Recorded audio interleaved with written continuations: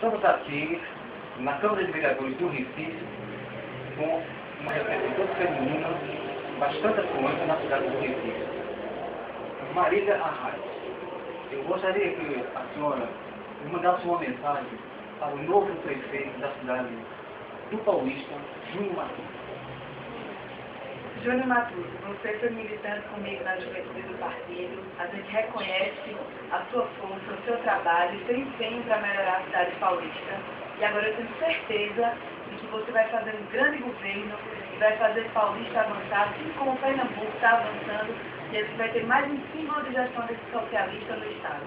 Então, muito boa sorte para você, que esse ano novo traga muita paz, muita saúde para a sua família e muito trabalho que vem pela frente agora na gestão de Paulista. Um grande abraço para você.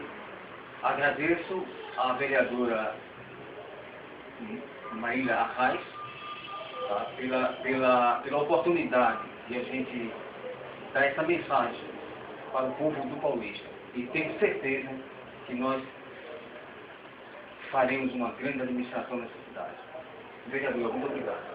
Muito obrigada também, um grande abraço para você.